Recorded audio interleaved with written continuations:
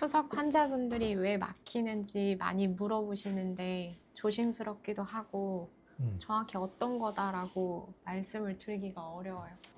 총 우선은 네 가지 정도로 내가 말해줄 수 있을 것 같은데, 일단 임상에서 제일 중요한 게 바로 혈관의 직경이잖아. 직경이 얼마나 균등한지, 그리고 어느 부분이 작은지, 이거에 따라서 우리가 스테노시스라고 하는 협착을 진단하잖아. 근데 이 투석 혈관이라는 것은 원래 동맥이 있는 곳을 바늘을 찌르는 게 아니고 정맥에 찌르는 거란 말이야. 이때 뭐가 문제가 생기냐면은, 정맥은 원래 높은 압력을 견디기 위한 혈관은 아니야. 근데 환자분들은 어쩔 수 없이 투석을 돌리려고 하면은 동맥을 이어가지고 피를 많이 흘려 보내는 수술을 하잖아. 이 경우에 정맥의 압이 올라가는데 들어오는 압력을 견디기 위해서 스스로 두꺼워지는 과정을 거치게 되는데, 이 내막 증식이 과하게 되면은 실제로 흐르는 혈류의 통로가 작아지게 되는 거지. 이게 얼마나 심하냐 약하냐에 따라서 갑자기 혈액이 돌다가 막혀버리는 경우가 많이 생기는 거지. 이러한 협착은 초음파에서 바로 볼 수가 있거든. 왜냐하면 투석 혈관 자체가 깊게 혈관이 위치한 게 아니잖아.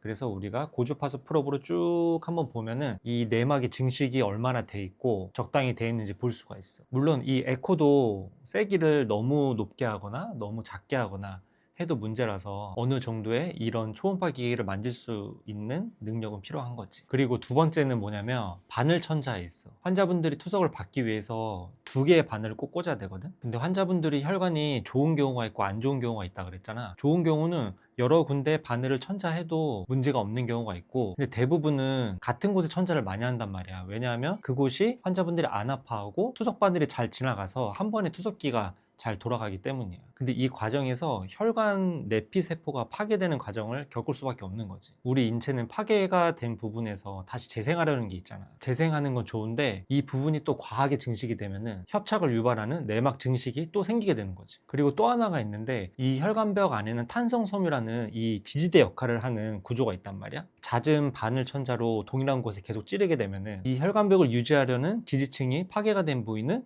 계속해서 커지겠지. 그게 이제 풍선처럼 커지면 임상적인 용어로는 이제 애뉴리즈말 체인지라고 하는데, 우리 커진 부위에서 계속 이렇게 와류가 생기잖아. 원래 빨리빨리 일정한 방향으로 지나가야 되는데 그렇지 않고 거기에 머물러 있기 때문에 이 부분에 또 혈전이 생길 확률이 엄청 올라가. 그래서 우리가 초음파 하다가 보게 되면 이 동그랗게 커진 부위, 이 벽 주위로 이렇게 쌓인 혈전이 관찰되기도 하잖아. 이걸 계속 방치해 두면은 시간이 흐르면 흐를수록 계속 이게 혈전이 두꺼워지면서 결국에는 이 혈관 통로를 막게 되는 거지. 그리고 또 다음은 세 번째인가?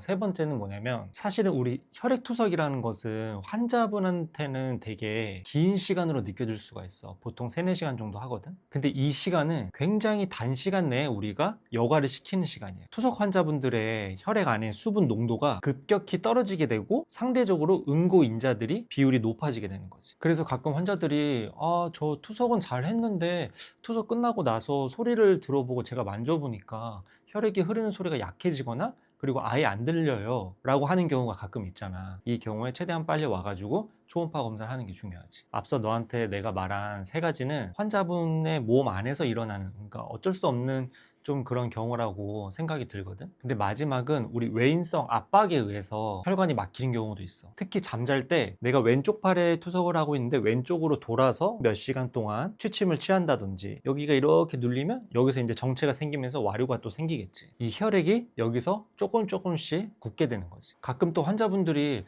제가 너무 옆으로 누워서 잔 것 같아요, 약간 이렇게 말씀하시는 경우도 있잖아. 그런 경우는 이제 이런 외인성 압박이 주된 원인이 될 수 있다. 그래서 보통 우리가 투석혈관 만든 부위를 보면은 이 팔꿈치 위로 지나가게 만들지는 않아. 왜냐면 팔꿈치 같은 경우는 이제 우리가 기능적으로 접히는 그런 구간이잖아. 이 네 가지 중에 딱 하나가 원인이다라고 말할 수는 없어.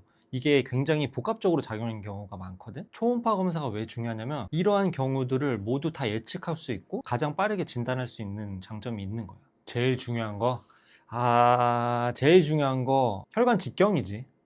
직경은 우리 그 물리법칙에도 나와 있어. 혈관 저항에 가장 많이 영향을 미치는 게 바로 이 직경이야. 우리 혈관 초음파 공부를 하다가 포아이유 법칙이라고 너도 공부를 했을 거 아니야. 그 법칙이 뭐냐면, 혈관 직경이 2배 작아지면은 혈관 저항은 4제곱에 비례해서 올라가. 그러니까 혈관 직경은 반으로밖에 안 줄었는데 여기서 이 혈액이 지나가는 저항은 2의 4제곱이면 얼마야? 16배. 그러니까 16배 저항이 높아진다는 거지. 그래서 환자분들이 직경이 좁으신 분들은 주기적으로 3개월이나 6개월이나 이렇게 팔로우업을 와가지고 병원에서 초음파 검사하고 필요하면 시술을 하는 이유가 바로 여기에 있는 거지. 뭐 협착의 진단 기법은 직접 이렇게 다이미터를 직경을 재기도 하고, 그리고 뭐 PSV 속도도 이용하고, 그리고 그 주변의 흐름 변화도 우리가 이용하잖아. 뭐 그거에 대해서는 초음파적으로 어떻게 진단하는지는 다음에 시간 되면 정확히 다루겠고, 오늘은 이렇게 크게 네 가지로 내가 설명을 했는데, 이 네 가지가 사실 복합적으로 작용할 수 있는 거지. 환자분한테